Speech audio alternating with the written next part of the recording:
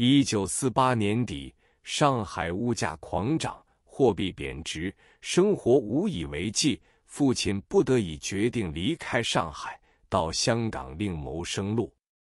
1949年初，父亲举家迁往香港。当时父亲所有的积蓄总共是9000港币，连订一间小公寓也不够。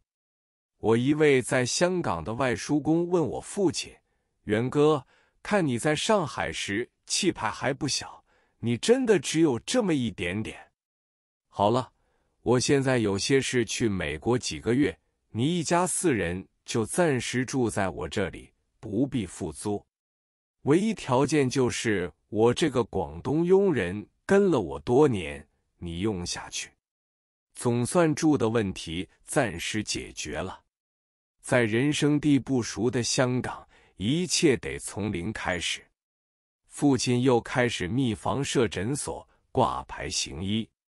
香港多广东人，通行粤语，父亲深知要赢得病家，必须克服语言的障碍。他特地聘用了2名越籍少女做助手，一位担任挂号，一位充当翻译，自己则拼命地学广东话。同时，在行医之余，父亲仍勤奋地写作。他在香港销路最大的《星岛晚报》上批了一个专栏，津津有味谈，专门谈如何吃的问题，提倡在汤菜中加些中药的饮食疗法，这颇受素来讲究饮食的越籍人士的欢迎。至今，香港50岁以上的人对陈存仁这个名字仍很熟悉。这个专栏一写就是20年，天天一篇，一年365天，从不间断。父亲从不收取一文稿酬，但文章刊登的版面位置是从不变更的。他希冀的是一种广告效应。很快，父亲便在香港打开了局面。父亲一生致力于弘扬祖国的传统医学。1935年，父亲任中国医学院常务董事兼总务主任。为扩建学院，他亲自起草了几款建院的计划书，并自捐巨款，与各位董事倡导几款筹建了5座大厦。他一手创建的国医图书馆所藏医书甚多，管理先进。然而，西逢8·13事变，新建大厦全部毁于战火。在香港，他参与创办了香港针灸学会，并被推举为会长。1978年，墨西哥芭蕾舞团应邀到香港访问演出时，应当时的香港总督夫人要求，父亲曾派自己的学生去为他们针灸疗伤。针灸几次后，该团几位首席5星的腿伤豁然痊愈。数月后，这个学生被邀请到墨西哥为墨总统针灸。这件事也多少影响了香港英国人对中医药的看法。香港中文大学创建中药研究中心，聘父亲为建筑基金会主席，父亲非常高兴，不遗余力，以一人之力筹得捐款达1200万元以上，为中药研究做出了贡献。父亲一生致力于整理和研究祖国的传统医学，他除了早年编纂的《中国药学大辞典》和《黄汉医学丛书》外，到香港后又陆续编纂了《中医师手册》《医药常识丛书》《中国医学史》《中国药学大典》等著作。其中，《中国药学大典》是1978年应日本讲坛社之请而编纂的。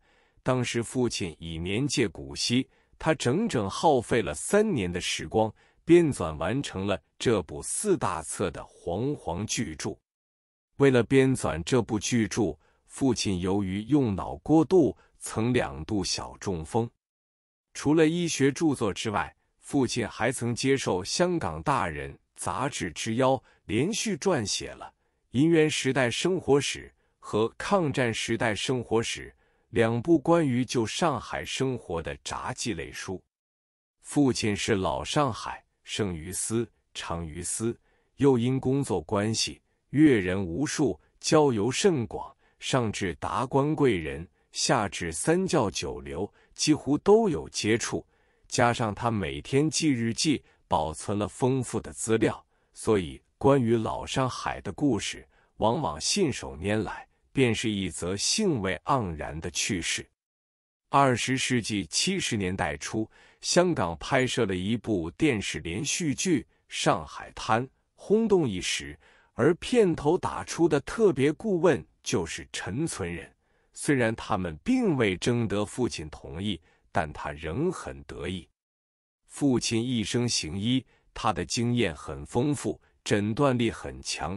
经过父亲诊断的病人，如中医药无法治疗，父亲就会告知病人，你得的是某某病，应找某某科专家，不然会误事的。许多次以后，连香港最有名的西医也不得不佩服父亲的诊断力之强。其实，父亲是一个很注重学习的人，他不仅注重中医药学的学习研究，而且同样认真地学习西医的理论和知识。早在1946年，他就曾聘请一位西医，每天为他授课2小时，学习西医的病理学知识，如此坚持了2年之久。父亲一生还参加了很多社会活动。1929年，他发起组织了317国医抗争活动。1948年，父亲被沪中医界选举为国大代表，他在大会中对国事倒行逆施感慨不绝，除中医提案外不发一言。选举总统时竟未投票，并将选票带回。1957年，父亲又被选为东华3院高级慈善机关总理。